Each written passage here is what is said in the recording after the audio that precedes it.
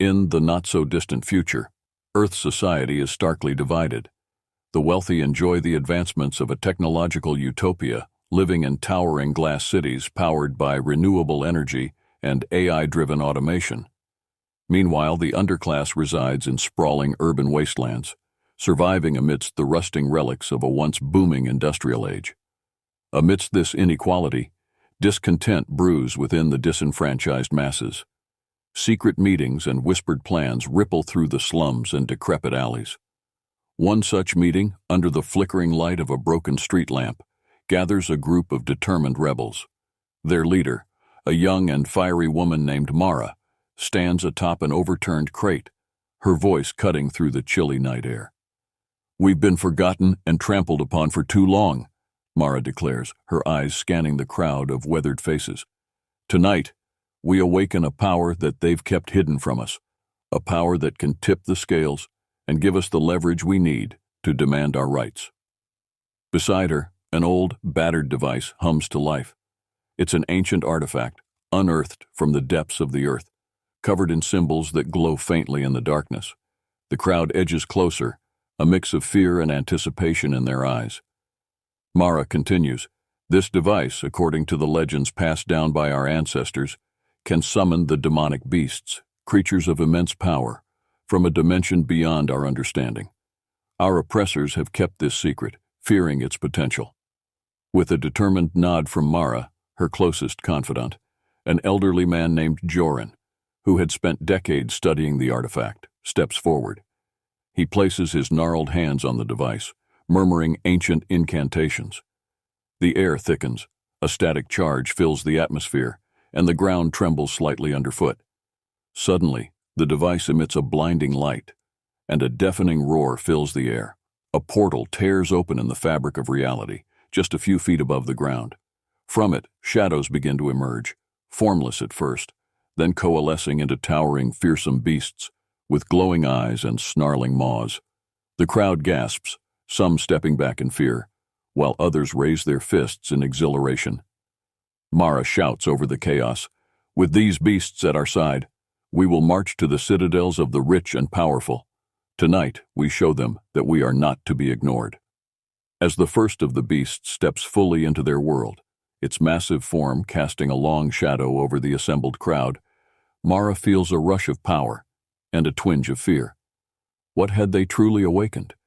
Could these demonic entities be controlled, or had they unleashed a force that would consume them all? The chapter closes as the rebels rally around Mara, ready to follow her into the heart of the city, with the summoned beasts looming behind them, a symbol of their rage and their hope for revolution. The night was alive with the energy of rebellion and raw power, as the summoned beasts, towering and terrifying, shifted restlessly in the shadows of the crumbling buildings. The portal, now stabilized into a shimmering oval, cast an eerie light over the faces of the gathered crowd, reflecting their mixture of awe and apprehension. Mara, standing at the forefront of this chaotic assembly, felt the weight of her decision press down upon her.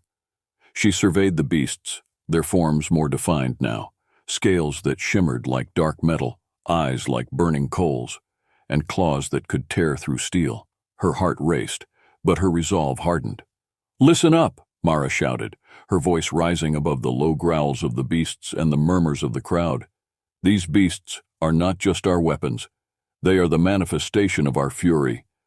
Today, we march to the heart of the city, to the barriers of the upper echelons. Today, we demand our rights." Beside her, Joran worked feverishly at the ancient device, adjusting dials and murmuring further incantations to maintain control over the beasts. His brow was furrowed, a sign of the immense concentration and energy the task required. The plan was simple, yet bold. Mara and her rebels would lead the beasts through the main thoroughfares of the city, directly to the government buildings where the ruling class made their decrees. They would use the creatures to break through any barriers, physical or otherwise, that stood in their way.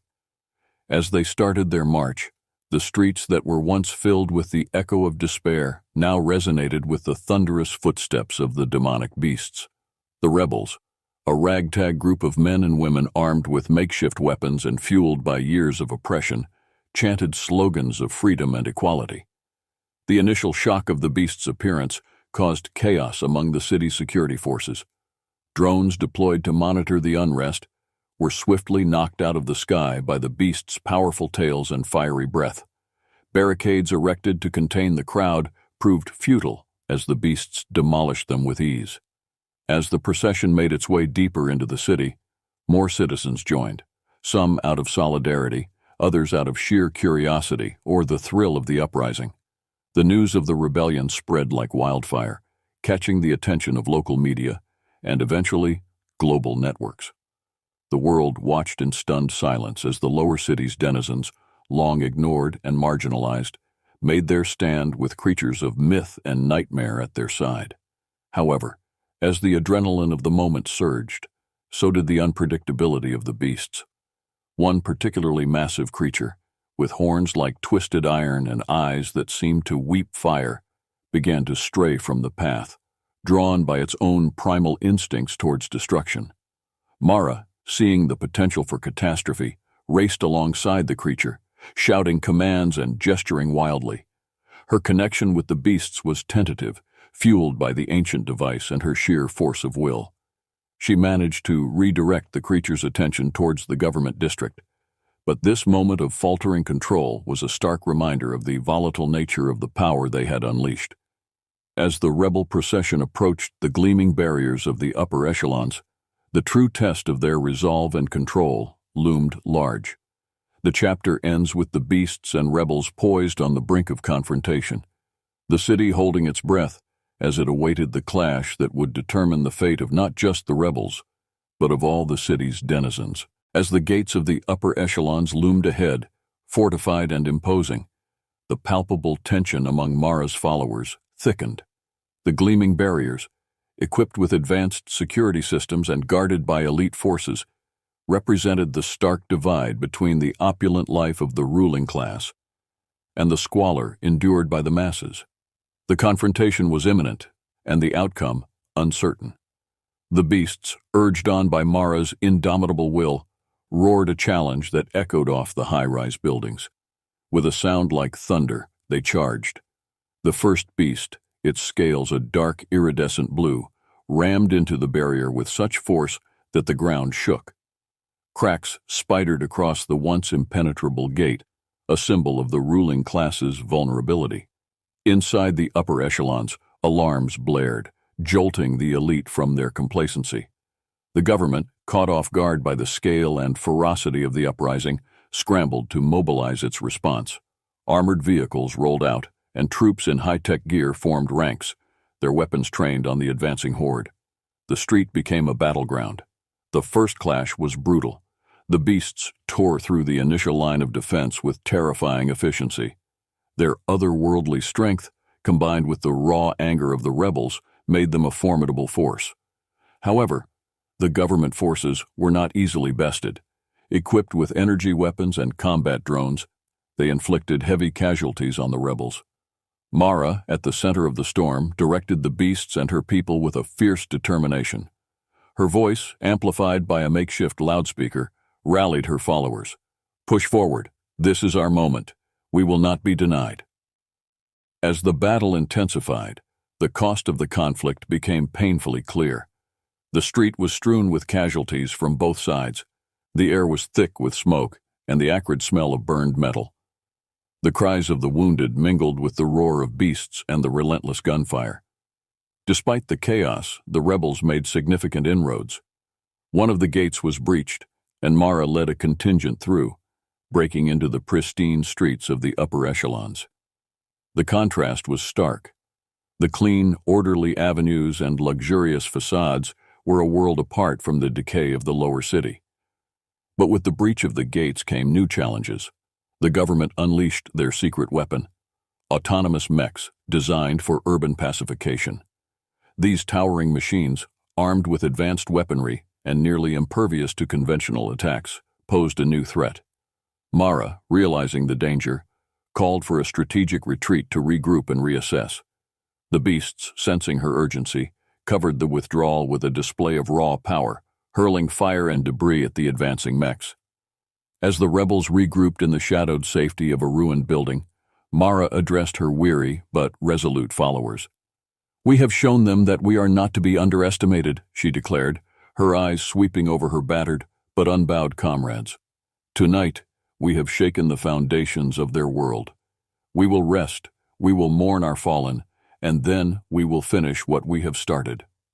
The chapter ends on a somber note, with Mara and her rebels tending to their wounds and preparing for the next phase of their uprising. The night sky, lit by fires and the occasional flare of a rocket, bore silent witness to the chaos that had been unleashed, and the hope of a new dawn that still flickered in the hearts of the oppressed. As dawn broke over the city, the contrast between the smoke-blackened streets of the battlegrounds and the still pristine reaches of the upper echelons was stark. The previous night's rebellion had not just physically breached the barriers, it had also opened up deep fissures within the society itself. Across the city, the reactions were mixed, with fear, anger, sympathy, and hope clashing as fiercely as the combatants had. Mara and her band of rebels, now temporarily sheltered in an abandoned warehouse, were not just licking their wounds, but also strategically planning their next move. The government's response had been fiercer and more organized than they had anticipated, and it was clear that new tactics were necessary. Unexpectedly, their situation took a turn when a small contingent of the city's military, led by General Voss, a respected veteran known for his strategic acumen, approached them under a white flag. Voss, who had long been privately critical of the government's policies towards the lower city, saw the uprising as a pivotal moment, a chance to push for reforms that had been long ignored. "Mara," Voss began, his voice gruff but sincere as he stood before her and her wary lieutenants. "I come to you not as an enemy, but as someone who shares your desire for change. The use of these beasts and your bold actions have opened a possibility for real dialogue. Let us help you achieve your aims without further bloodshed." Skeptical but pragmatic, Mara considered his words. The general's reputation for honor and his influence within the military could be invaluable. Moreover, her own forces were depleted, and the beasts, though powerful, were proving difficult to control and direct with precision. After a tense negotiation, an alliance was formed. Voss would provide tactical support and sway other military factions to their cause, limiting the government's ability to crush the rebellion with sheer firepower. In return, Mara agreed to temper her approach, focusing on strategic targets and minimizing civilian casualties, aligning with Voss's conditions for a more disciplined and sustainable uprising. With this new alliance, the rebel strategy shifted. Mara, General Voss, and their combined tactical team planned a series of coordinated strikes, not just in the city, but also targeting infrastructure that would cripple the government's ability to function and force them to the negotiating table. The next phase began with a daring move, a joint operation to take over the city's main communication hub, which would cut off the government's propaganda and allow Mara to broadcast her message directly to the populace. Supported by a mix of rebel fighters and military defectors, and led by the intimidating presence of the beasts, the operation was risky but essential. As they approached the hub, hidden beneath the early morning fog, the unlikely allies felt the weight of what they were about to undertake. This was no longer just a skirmish or an isolated bout of unrest. It was the beginning of a concerted effort to reshape the power structure of their world. The chapter concludes as they reach the outskirts of the communication hub, ready to launch their assault. Above them, the first rays of the sun cut through the fog, casting long shadows and illuminating the path forward, a symbol of the new hope that the alliance might bring, but also a reminder of the inevitable challenges ahead. The morning's early light mingled with the dense fog, creating an eerie backdrop as Mara, General Voss, and their combined forces positioned themselves around the city's main communication hub. The hub, a towering structure of steel and glass, was heavily guarded, but the element of surprise was on their side. Mara and Voss had meticulously planned every detail of the assault.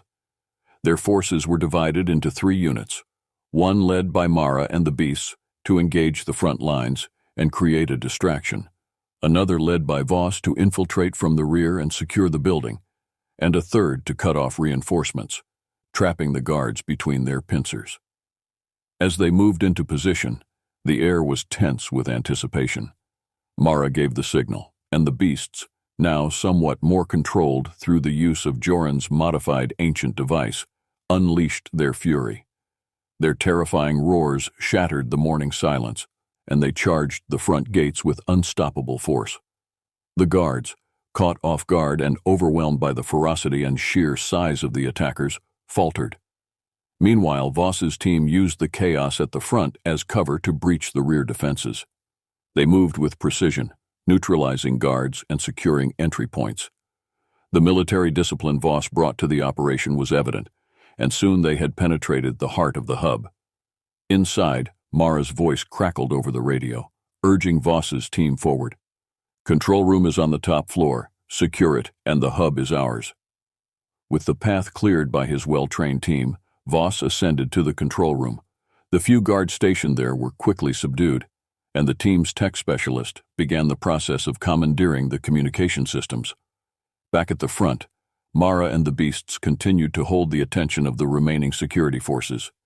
Despite the strain it put on both her and Joran, who was constantly adjusting the ancient device to maintain control over the beasts, their strategy was working. The creatures, though wild and unpredictable, followed her commands with a loyalty born of the strange bond she had formed with them through the device. With the control room secured, Voss established communications with all units and sent the all-clear signal. Mara pulled back with the beasts, allowing Voss's troops to take over. The hub was now under their control. The first order of business was broadcasting a message. Mara stepped before the camera, her face set with resolve. She spoke not just to the city but to the world, explaining the reasons for their uprising and their demands for equality and justice. Her words, powerful and heartfelt, resonated with many, and her message spread rapidly across social networks and media outlets. But the victory was not without its costs. The beasts, strained by the intense activity and the control exerted over them, showed signs of weariness and agitation. Joran warned Mara of the device's limits. It was not designed for prolonged use at such intensity. As they consolidated their hold on the hub, Mara and Voss planned their next moves. They needed to strengthen their position and prepare for the government's inevitable counterattack. They also needed to consider the welfare of the beasts, whose well-being was now tied to their cause. The chapter closes on Mara looking out over the city from the top of the communication hub, a mix of triumph and concern in her eyes. She had achieved a significant victory, but the path ahead was fraught with challenges. As the city awoke to a new reality, Mara realized that every action from now on had to be calculated with the utmost care. The takeover of the communication hub had sent shockwaves through the city. Mara's broadcast, with its impassioned plea for justice and equality, had ignited a fire in the hearts of many. However, the government, deeply embarrassed and threatened by this show of defiance, was quick to mobilize a severe counterattack. The morning after the broadcast, the sky over the city darkened with government drones. These were not the surveillance drones used before. They were combat drones, heavily armed and programmed with facial recognition software to target known rebel leaders and their sympathizers. The government was playing no games. They intended to crush the rebellion with all their might. General Voss, aware of the technological capabilities of the enemy, organized a rapid response.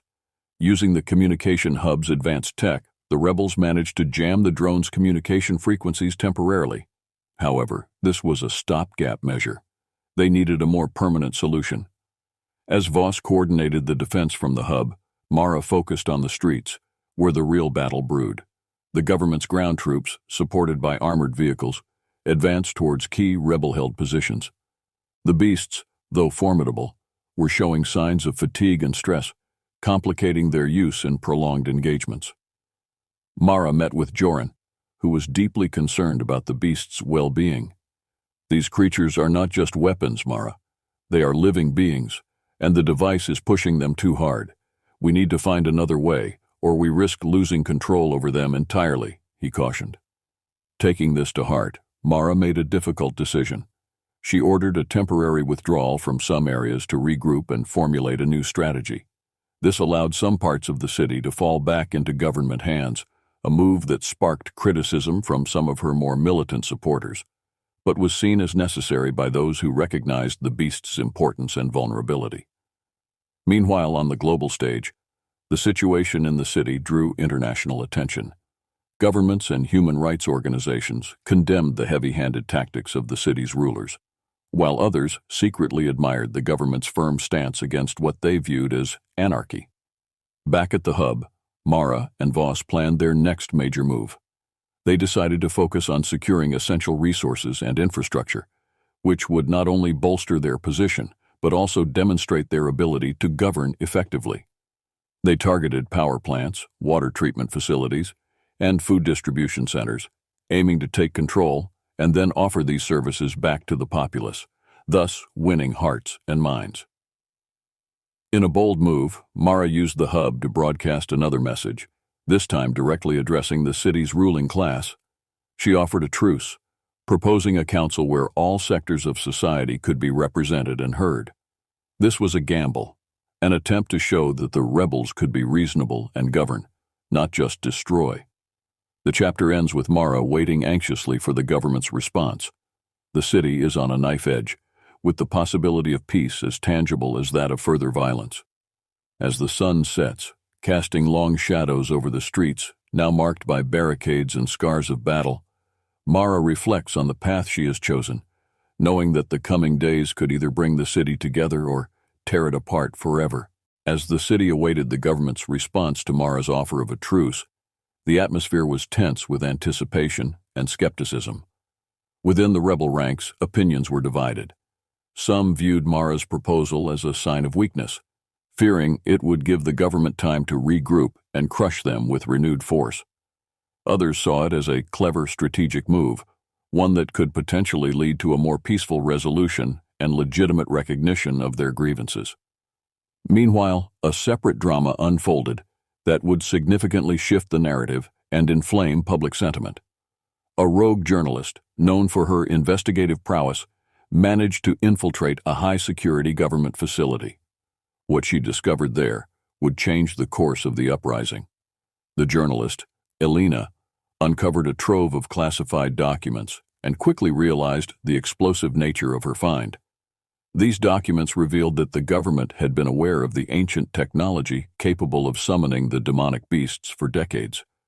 More shockingly, they had been experimenting with similar technology, hoping to weaponize these creatures for military use, both internally and in international conflicts. Risking her life, Elena copied the documents and made her escape. Within hours, her report was broadcasted via the same communication hub that Mara controlled, now turned into a beacon of truth for the city. Elena presented her findings, showing detailed plans and correspondences between top government officials and secretive military researchers. The report also exposed attempts to manipulate public opinion and cover up the government's nefarious activities. The revelation had a volcanic effect.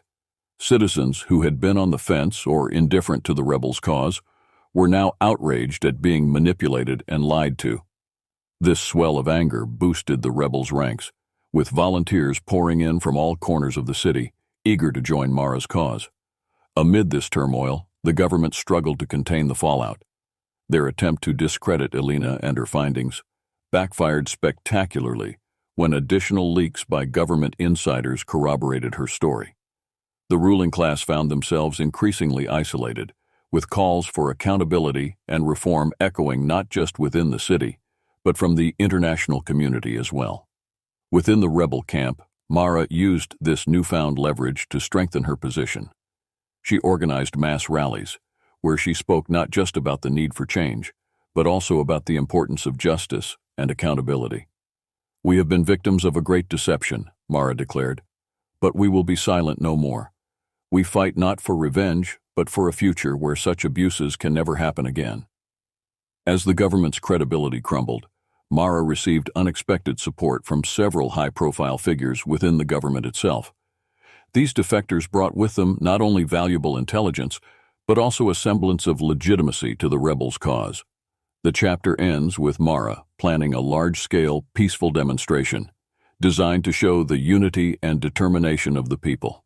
As the crowds gathered, holding banners and chanting slogans of freedom and justice, the air was thick with the possibility of revolution. The streets, once scenes of chaos and violence, were now filled with determined faces, all turned towards the future, waiting for the government's next move. The city streets, once torn by conflict and fear, were now swelled with throngs of people united in purpose.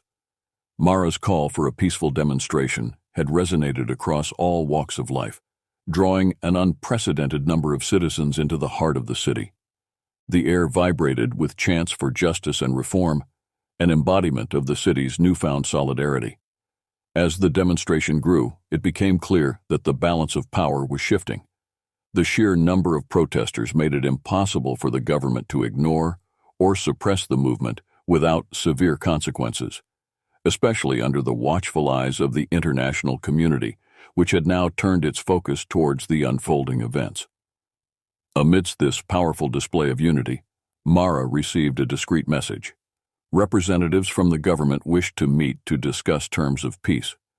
The offer, coming at a time when the government's credibility was at its lowest, was both a victory and a potential trap. Mara, wary of deception, but aware of the need to end the conflict peacefully, agreed to the meeting, setting it in a public place to ensure transparency. The negotiation was broadcast live, with both sides presenting their demands. Mara, speaking with calm authority, laid out the rebels' terms: comprehensive reforms, including the establishment of a representative council, fair elections, and the dismantling of the oppressive surveillance and military systems that had long suppressed the populace. The government representatives, visibly uncomfortable but recognizing their weakened position, agreed to most of the terms, but requested amnesty for certain high-ranking officials. Mara, consulting with her advisors and the crowd's immediate feedback, countered with the proposal that any amnesty would be conditional, based on the findings of a Truth and Reconciliation Commission. As the negotiations unfolded, another piece of the puzzle slid into place. The tech specialists in Mara's team managed to regain control over the beasts, using a refined version of the ancient device. They discovered that the beasts, far from mere instruments of destruction, could sense intentions and emotions, reacting aggressively to hostility and calming in the presence of genuine goodwill. With this new understanding, Mara proposed an innovative and bold element to the peace terms. The beasts would remain in the city as protectors, under the joint control of the new council, as a symbol of the commitment to maintaining peace and deterring future tyranny. The agreement was met with mixed reactions. While some viewed it as a pragmatic compromise, others felt it was too lenient on the former oppressors.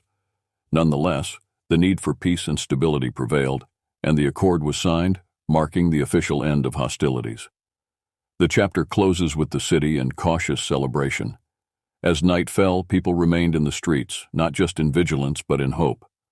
Mara stood among them, not as a distant leader, but as an equal participant in the rebirth of their society. Her eyes were fixed on the horizon, aware of the challenges ahead, but buoyed by the collective strength and unity that the crisis had forged. The city had reached its turning point, but the journey to rebuild and redefine itself was just beginning. As the first rays of dawn crept over the city's skyline, they illuminated a scene vastly different from any in recent memory. The streets were quiet, but for the murmurs of a populace beginning to grasp the weight of their newfound responsibility and freedom. The signed peace agreement had paved the way for rebuilding, but the real work, Mara knew, was only just beginning.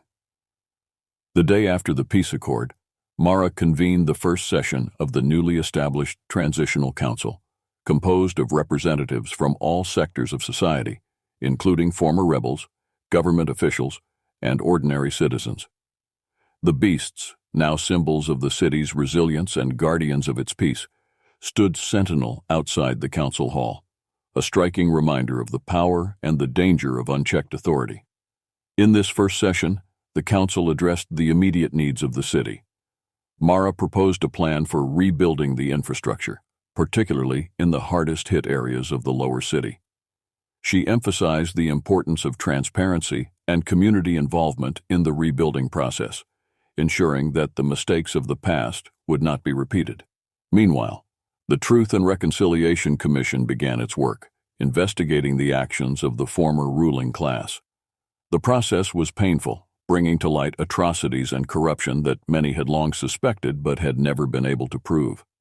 The Commission's findings led to public trials, and while some called for severe punishments, Mara advocated for sentences that included community service and reparative actions, focusing on healing rather than revenge. As part of the peace terms, the government's military and surveillance apparatus was dismantled.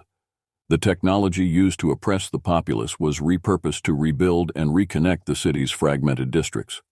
Schools, hospitals, and community centers were established, with the beasts occasionally aiding in heavy construction, becoming a common, if awe-inspiring, sight for the city's residents. The international community, having closely watched the city's transformation, stepped in to offer support. Foreign aid flowed in, not just in the form of money, but also technology, expertise, and educational resources. Mara, ensuring the city maintained its sovereignty, managed these relationships carefully, accepting help that aligned with the city's values and long-term goals.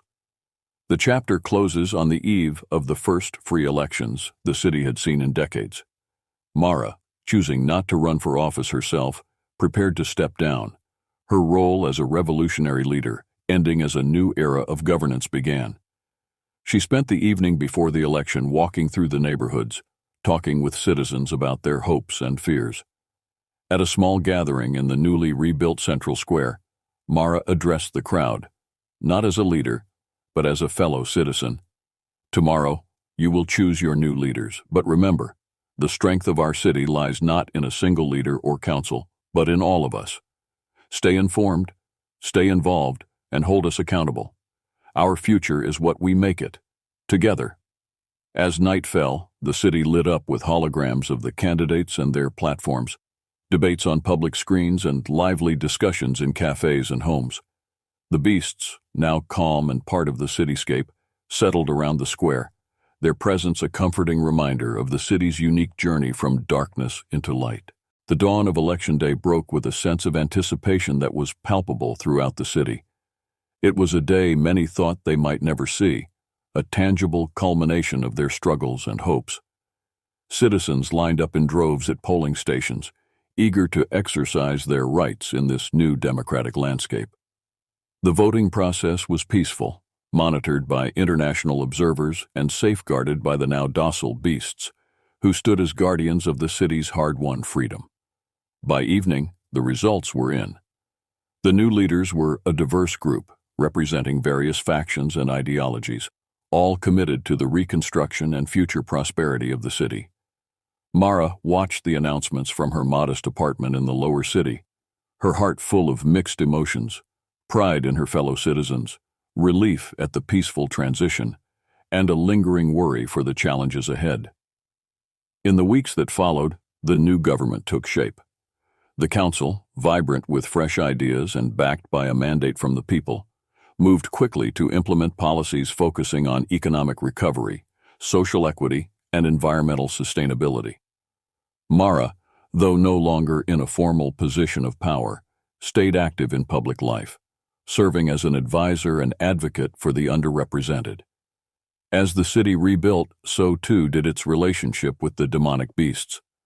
The creatures had become less of an enigma and more of a part of the city's identity. They assisted in large-scale construction projects and were a special part of civic ceremonies and parades. Children grew up seeing them not as monsters, but as protectors and symbols of their city's resilience. 1 year after the elections, the city commemorated the anniversary of the peace agreement with a citywide celebration. The event featured speeches, music, and a ceremonial parade featuring the beasts, which drew crowds from all over the city and visitors from around the world. The high point was the unveiling of a new monument in the Central Square, dedicated to the fallen and to the enduring spirit of the city's people.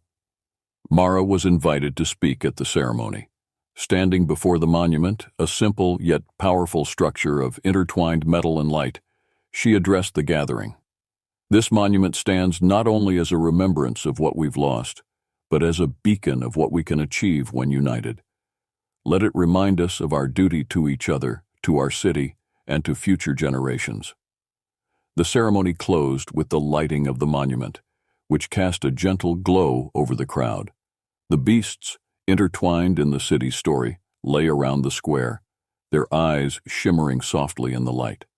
The scene was peaceful, a stark contrast to the chaos of years past. The chapter and the story ends with Mara walking through the crowd, anonymous among the citizens she once led in rebellion. She watched children playing around the beasts, saw old friends laughing, and new structures rising against the skyline. The city, once broken, was alive with possibility, a testament to the power of resilience and unity. Mara's journey had been long, and though she stepped back from the limelight, her legacy and that of all who stood with her was embedded in the very soul of the city, forever part of its foundation.